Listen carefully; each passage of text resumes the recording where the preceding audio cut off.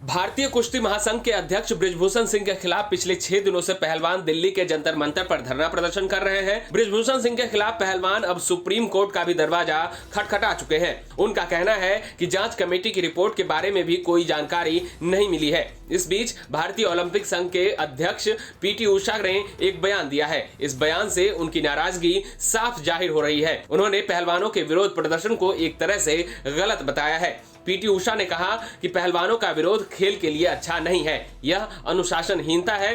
साथ ही उन्होंने कहा कि भारतीय ओलंपिक संघ में यौन उत्पीड़न के लिए एक समिति है। सड़कों पर जाने के बजाय उन्हें पहले हमारे पास आना चाहिए था, लेकिन वो आईओए में नहीं आए। ये खेलों के लिए अच्छा नहीं है, उनमें कुछ अनुशासन भी होना चाहिए था। इसलिए ना हमारा एथलेटिक कमीशन है, वो लोग को पहले थोड़ा तो डिसिप्लिन तो होना चाहिए, है ना।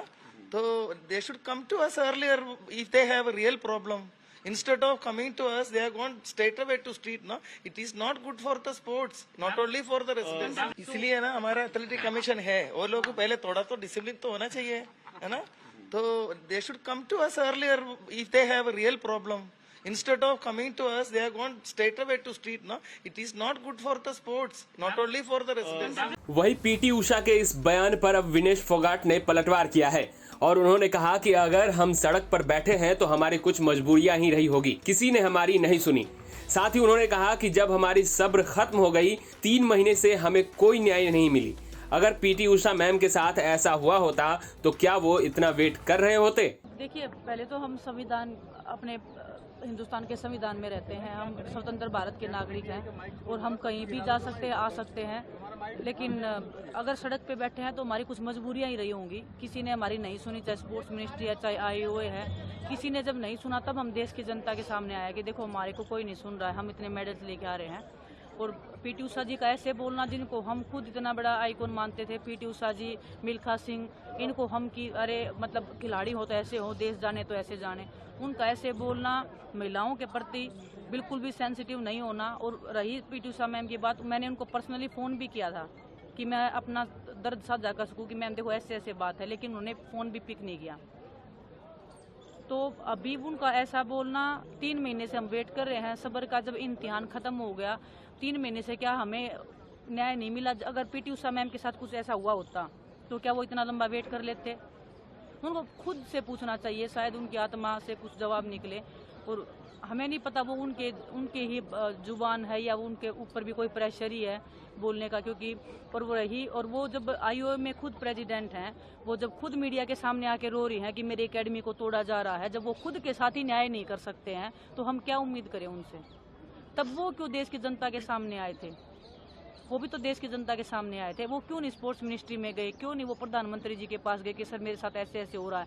जब वो खुद आईओए की प्रेसिडेंट होने के बाद में, राज्यसभा के सांसद होने के नाते, वो इतनी बड़ी चैंपियन एथलीट होने के नाते भी वो मीडिया के सामने रो रही थी। हमारा अंदर से रो रहा था उस दिन की इतने बड़े एथलीट के साथ भी क्या हो रहा है, ये क्या हो रहा है देश में। हमारे अंदर से हम खुद लोग पर्सनली फ़ोन कर करके कि प्लीज़ उनसे हाल चाल पूछो कि मैम सब कुछ ठीक है या नहीं है। उन्होंने एक बार भी क्या, उनके मन के अंदर ऐसा नहीं आया कि हम भी उनसे पूछें? तो दुख होता है ऐसे, मतलब कोई जब इतना बड़ा खिलाड़ी कोई दूसरे खिलाड़ी का दर्द नहीं समझता है।